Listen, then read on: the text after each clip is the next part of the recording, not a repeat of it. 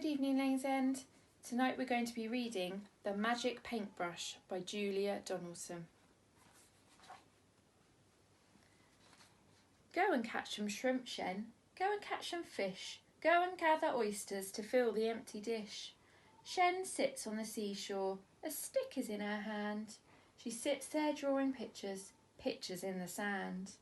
She draws a flower, a flying fish. She draws a boat at sea. A hen, a hare, a dancing dog, a weeping willow tree. The waves roll in and wash away the pictures in the sand, but on a rock there sits a man, a brush is in his hand. He looks around and he calls to Shen. Come here, he whispers, hush. We don't want all the world to know about this magic brush. He slips the brush into her hand and tells her to be sure never to paint for wealthy folk, but only for the poor. Did you catch some shrimp, Shen? Did you catch some fish? Did you gather oysters to fill the empty dish?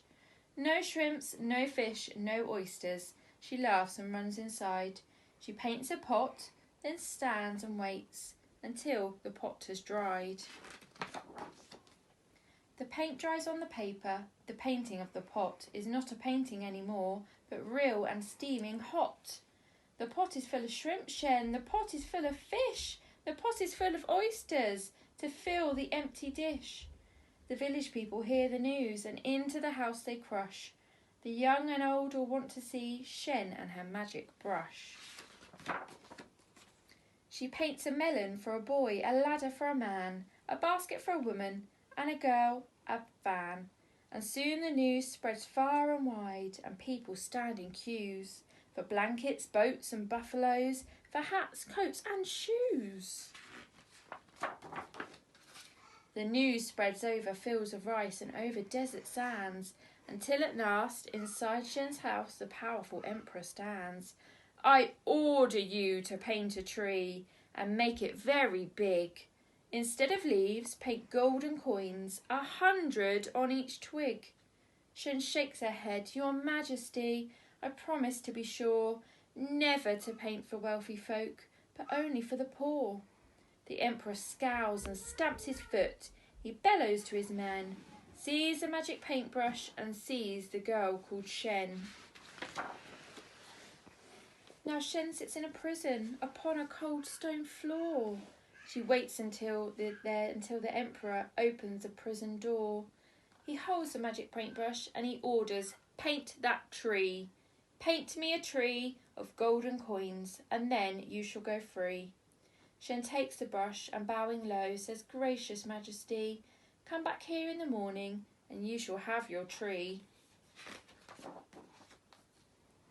That night the emperor lies in bed and dreams about his tree, while Shen is busy painting a horse and then a key. The key turns in the prison door and Shen stands free outside. She climbs onto the horse's back and swiftly starts to ride.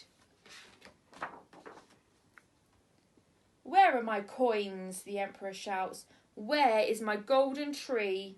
Where is the magic brush? He cries. Who let the girl go free? He climbs onto his fastest horse and rides with all his men. Over the fields and desert sands they gallop after Shen. It's Shen, she's back again. The neighbours gather round, but Shen is painting silently whilst distant hoofbeats sound. She paints a mighty river, a river wide and deep. The emperor and all his men stop on the other side. The emperor scowls and stamps his foot. He shakes his fist at Shen. I'll swim across your river, and so will all my men. But Shen is busy painting a beast with scales and claws. Its scarlet wings are open, and flames curl round from its jaws. My dragon needs a tail, says Shen, and then it will be real. Yes, then it will be roaring and ready for a meal. Now, shall I paint that tail? She asks, or would you rather go? She dips her brush into the pot, and the emperor cries out, No! He turns his horse and rides away. Away ride all his men. Shen takes a magic paintbrush and she starts to paint again.